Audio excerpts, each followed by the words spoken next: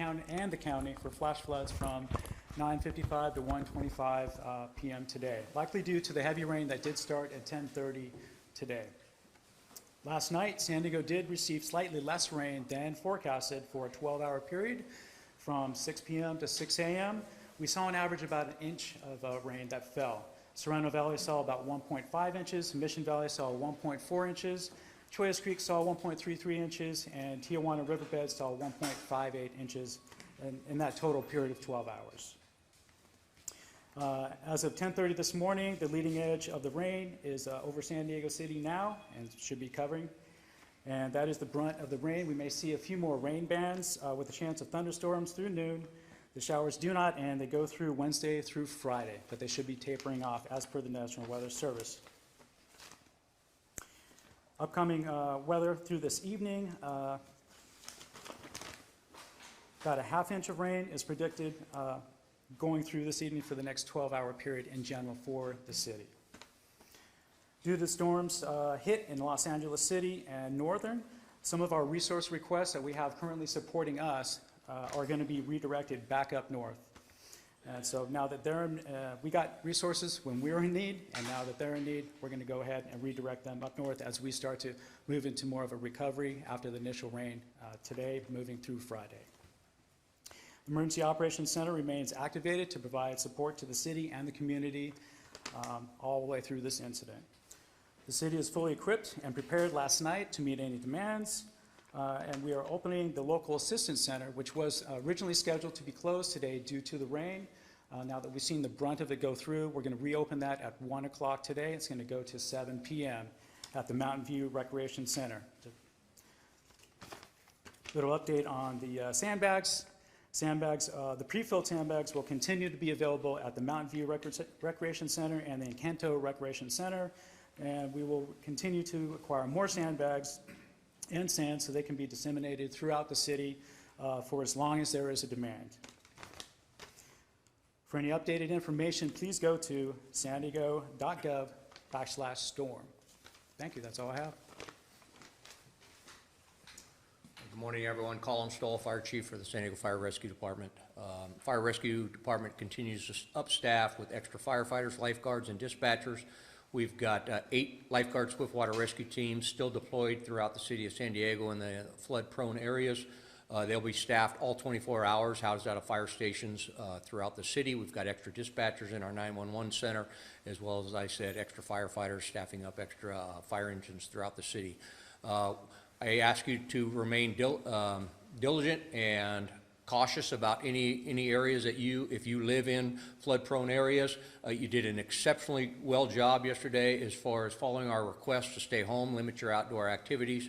Our 911 center received 975 calls over the last 24 hours. We had about 358 emergency responses throughout the city, and about 44 were specifically associated with flood or water rescues. We did have 2 water rescues, one in the South Bay and one in Mission Valley. And again, we ask everyone, we know that we've got more storm activity coming in this afternoon and this evening. We ask that you continue to limit your activities out there, stay off the roads. Everything you've done so far has really helped us being able to respond to the emergencies that we have had and really reduce those numbers. And so, of course, we'll be available for any questions afterwards. Now I'll turn it over to the Director of Transportation, Bethany Bezak. Hi, good afternoon, folks. Storm Patrol teams are out across the city ahead of the rain and during the storm. What that means is the full force of the transportation and stormwater departments, a full 350 individuals are out in the field today and will be through this evening's hours, patrolling every single section of the city, inspecting inlets, unclogging drains, preventing flooding, assessing downed trees. We're responding to calls in any flooded roads and downed trees. So far in the past 24 hours, crews have received more than 500 total storm-related calls to our Public Works Dispatch Center, including 27 calls for flooding, 17 tree-related calls, and 23 block drain calls. We have also responded to 67 emergency calls for issues like flooding, mudslides, and traffic signals. For perspective, on Monday we started with 3 road closures, and today, just 24 hours later, we have almost 50 road closures identified across the city due to flooding. When the ground is saturated like it is today after all of the rain that we've had over the past several weeks, rain always brings more potential for downed trees. So it's very important that residents stay vigilant and watch for those issues. If you see any flooding or a downed tree, please call our Public Works dispatch number 619-527-7500. And of course, please track all road closures at sandiego.gov/storm. I'll hand it over to Todd Snyder, Stormwater Director. Thanks, Bethany. Good morning, everybody. So obviously San Diego is very well known for its water. Pacific Ocean, beaches, bays, where we are here today. What's not as well known is the extensive storm drain system that underlies all of our communities. So we literally have thousands of storm drains that go under our streets and under our neighborhoods that feed into storm channels, which we've been hearing a lot about over the last couple weeks. Those systems are what our department here in Stormwater is set up to make sure that are functioning appropriately. Here in Mission Bay, where we're located today, we've also got 15 pump stations that help pump stormwater that accumulates in low-lying areas out to Mission Bay and out to the San Diego River. So since yesterday, as you heard from James Holmes, our EOC director, we've received anywhere from an inch to up to over an inch and a half. The good news is that the storm that has been coming in is much different than what we saw a couple of weeks ago. So the storm that we've been seeing is coming in very slow and steady. That is something that our infrastructure can handle very well. 2 weeks ago, some of the intensity is what really caused problems, where we saw a couple of inches or more than a couple of inches come down in a single hour. So that's the difference between 2 weeks ago versus where we are today. So I'm happy to report that all of our channels and our pump stations are functioning appropriately. They're containing the floodwaters, and our storm water pump stations are all up and functional. Some of the key locations, obviously, that we're monitoring very closely include a lot of the communities that were impacted so heavily 2 weeks ago. So South Crest, Mountain View, Encanto, and others. I'm happy to report that all of those channels are containing the stormwater. But we do have crews that are out actively patrolling, looking for any issues that may arise. So as Bethany mentioned, our stormwater and transportation staff are going to continue in storm patrol mode, and will be on the ready to respond to any requests or calls that we get in from the public. Thanks, and I think with that, we're open to take questions. When was storm patrol first initiated? For this current storm? Yeah, for this whole So we have been on storm patrol since the last storm that came in on February 1st. So we never took our crews off of storm patrol, and they are continuing on through today and will through most of this week as long as the rain continues. And why wasn't storm patrol initiated before January 22nd? Storm patrol was initiated before January 22nd. We initiate storm patrol prior to any kind of significant forecasted event. So when was it initiated first? Like before this January 22nd storm? I don't have the exact time, but it was certainly at the initiation of that rain event on January 22nd. What are you doing to monitor 42nd Street for flood levels, that flood control channel south patrol? Yeah, so when we're in storm patrol mode, what that means is our crews from stormwater and transportation come off of their normal duties and they're assigned to zones, right? So every section of the city is assigned a zone, and that area in Mountain View and South Crest are part of a zone. So we have a storm patrol zone supervisor who's there triaging calls that we get. We also have crews that are driving around proactively looking for any issues that they can identify. So it's both a proactive and a reactive patrol of multiple staff that are literally just driving around the area and responding to issues. Previously, at a previous news conference, we were basically told the city doesn't have the funds, and environmental review holds up the clearing of storm channels. Now we've seen that South Choice Creek channel has been cleared in a few days. Where is the money coming from for that, and what allowed you to bypass environmental review to do that? Yeah, so the mayor's declaration order, which happened, I believe, the day of the storm on January 22nd, really initiated that whole emergency process. The difference between our standard practices and what we're doing now is we're actually doing clearing of channels first, then negotiating all of the requirements and the mitigation obligations after the fact. So we are in emergency mode under something called a Regional General Permit 63, issued by the Army Corps of Engineers, where because of the imminent and sudden threat of this situation, we are clearing channels first, then negotiating with all of the agencies on what the mitigation is going to look like after the fact. Typically, we have to do that negotiation ahead of time before we start clearing the channels. And where's the money coming from now to do that if the city didn't have the money before? So that's going to have to be something that's addressed next week, I believe, or actually tomorrow. There is a council item that's going to be considering some additional funds associated with this emergency, so that's going to be heard by council. And I had a question from someone else that wanted to know if FEMA disaster funds have been allocated and what's the process for that to get FEMA disaster declared? Right now, that process is in place, and they just finished up their assessments, and so they're moving forward with that assessment. It's an administrative process, and it's still moving forward. We don't have an end date for that right now, but I can get back to you when we expect to see an answer for that. Is there a number of houses that have to make it qualify for a FEMA disaster, or what's the process that makes it able to be declared a FEMA disaster? There are thresholds, monetary thresholds of damage assessed, and also thresholds for numbers of homes that are destroyed or damaged. And those thresholds I do not have with me right now. I have a subject matter expert in the Office of Emergency Services, and those people are working on that with the mayor's staff and with all the departments right now. But those thresholds have not been reached yet, as far as you know? Right now, they're still calculating out the damage to see if those thresholds are going to be met. Correct. Is there any update to the number of people who've been placed in hotels and motels? Right now, that is an active process, and I don't have those numbers for you right now, but that is something that is moving forward right now. I have that number I can get to you after Yep. this. Is there any closures anticipated near the bluffs? I would defer to Chief. Right now, we have no planned closures along the coastline. We have teams out there monitoring for that, but as of right now, there is no closures at the beaches or in the, on the bluffs.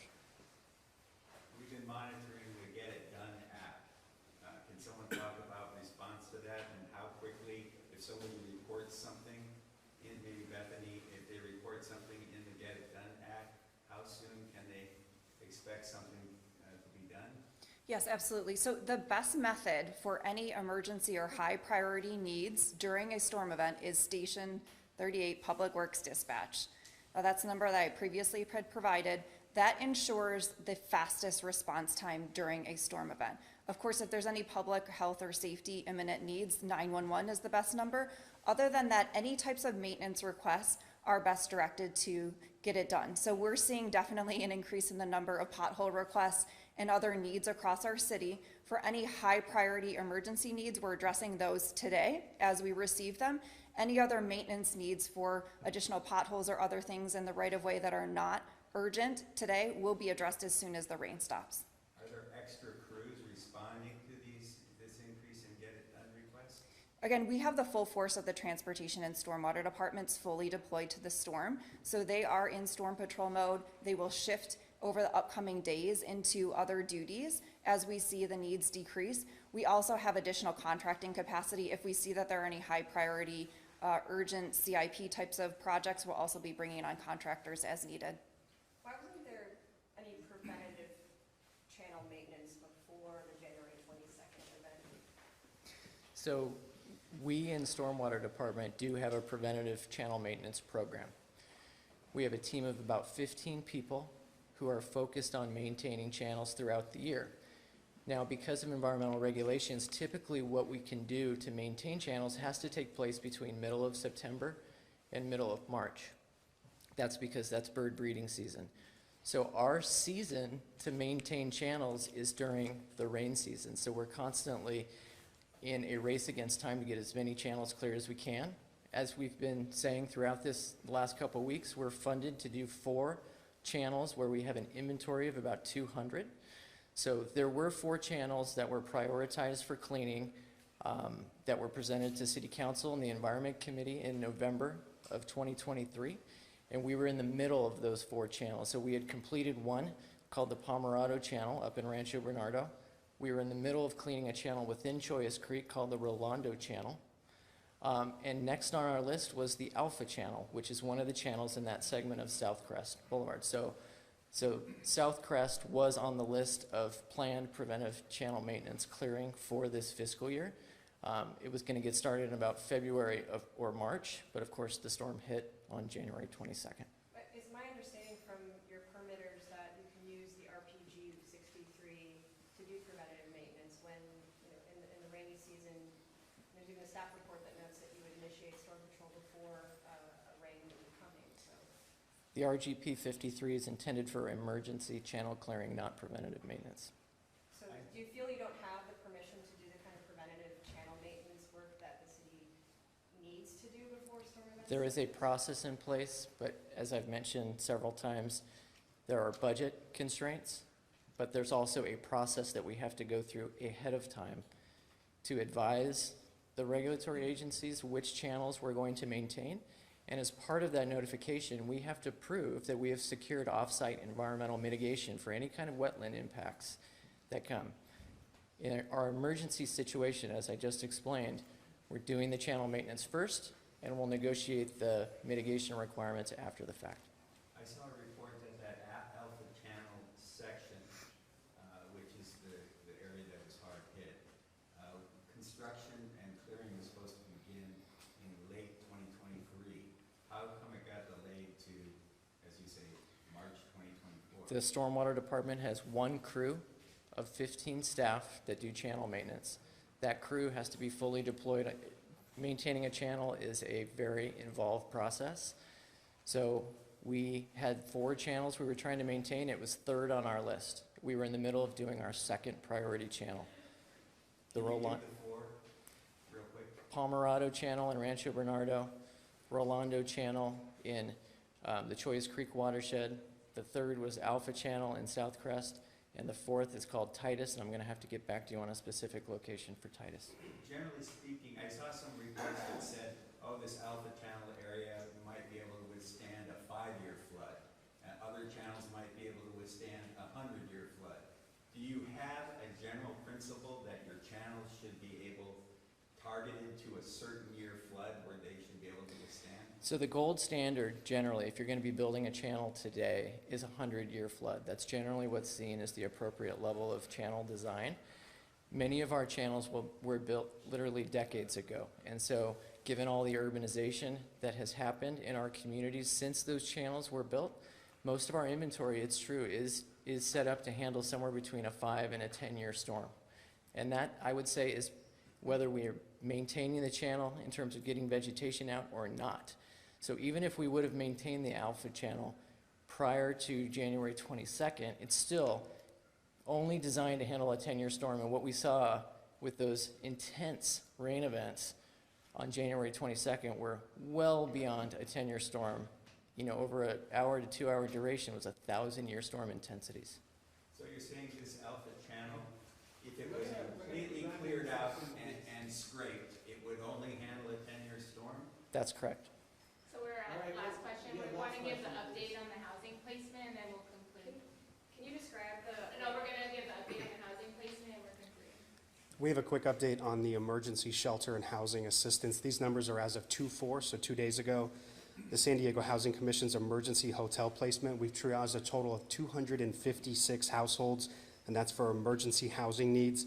We can tell you at this point, keep in mind these numbers are from 2 days ago, 117 households have been placed into hotels, and that includes their pets. We also know that 41 households have moved into the Ramada Inn property. Additional 98 households have been connected to some other resources, and we're still working to triage additional 200 additional households, and that's coming from community-based organizations. Thank you. Thank you, guys. One more question.